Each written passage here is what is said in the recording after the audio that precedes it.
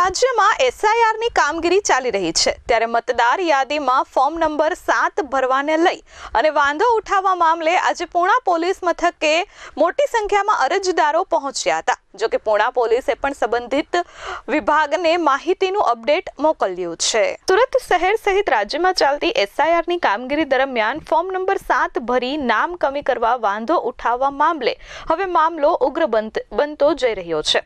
જેમનું form number 7 ભરાયું છે તેઓ પૂણા પોલીસ મથકે પહોંચ્યા હતા અને પોલીસને સત્તાવાર રીતે અરજી કરી હતી। આ અરજીના અનુસંધાને અરજદાર દ્વારા આધારરૂપ દસ્તાવેજ અને પુરાવાઓ રજૂ કરી યોગ્ય કાર્યવાહી કરવાની માંગ કરવામાં આવી છે।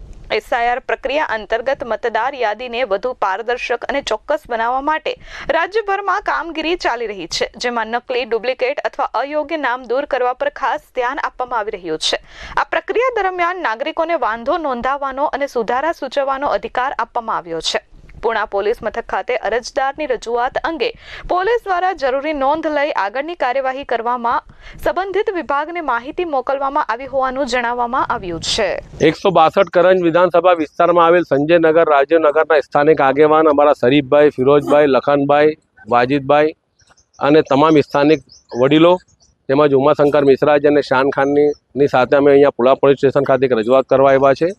રજૂઆતનો મુખ્ય મુદ્દો એ છે કે એસઆઈઆર મતદાર યાદી જે ડ્રાફ્ટ મતદાર યાદી પ્રસિદ્ધ થઈ એમાં આ વિસ્તારના તમામ લોકોના નામ મતદાર તરીકે નોંધાઈ ચૂક્યા છે, પરંતુ આશરે સંજયનગર અને રાજીવનગરના 550 કરતાં વધારે એવા મતદારો છે કે જેની સામે ફોર્મ નંબર 7 જે વાંધા અરજી કહેવાય છે, ભારતીય જનતા પાર્ટીના મુખ્ય કાર્યકર્તાઓ દ્વારા એનો દુરુપયોગ કરીને કોઈપણ પ્રકારના એમાં પુરાવા જોડ્યા વગર કે જ્યારે ફોર્મ નંબર 7માં સ્પષ્ટપણે જણાવેલ છે કે જે અરજી આપે, જે વાંધો લે એને એના પુરાવા રજૂ કરવા પડે છે, પરંતુ એક પણ ફોર્મ નંબર 7માં કોઈ પુરાવા નથી।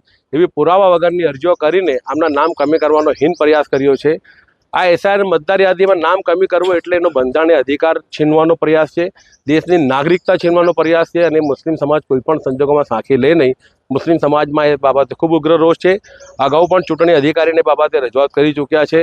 આજે પોલીસ સ્ટેશન ખાતે આવીને અમારી રજૂઆતનો મુખ્ય મુદ્દો હોય છે કે જ્યારે ચૂંટણી પંચે સ્પષ્ટ દર્શાવેલ છે કે એને 1 વર્ષની સજાની જોગવાઈ અને આર્થિક દંડની જોગવાઈ છે કે જે પુરાવા વગરની અરજી કરે અને જે વ્યક્તિઓ આવે દુરુપયોગ કરીને તંત્રને ગેરમાર્ગે દોર્યા છે એની સામે પણ કાયદેસરની કાર્યવાહી થવી અનિવાર્ય રીતે થવી જ જોઈએ।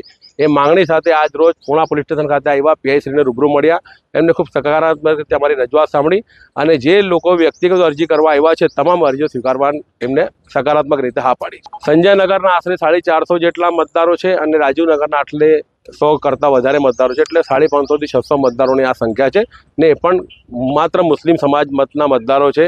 એટલે ભારતીય જનતા પાર્ટીએ એના મુસ્લિમો પ્રત્યેનો રાગદ્વેષ એ પ્રસ્થાપિત કર્યો છે અને મુસ્લિમો પ્રત્યે એમની કેટલી કટ્ટર વિરોધી માનસિકતા ધરાવે છે એ પ્રસ્થાપિત કર્યું છે। આ અરજી આપવાનું મેઇન કારણ આજ આ છે કે 19 ફેબ્રુઆરી જ્યારે મતદાર યાદી પ્રસિદ્ધ થાય ને જે હયાત મતદારો છે સ્થળ પર છે એનું નામ કમી થાય તો અમે ચૂંટણી પંચ સામે પણ કાયદાકીય રીતે લડશું અને રોડ પર અહિંસાના અને સત્યના માર્ગે ચોક્કસ લડશું।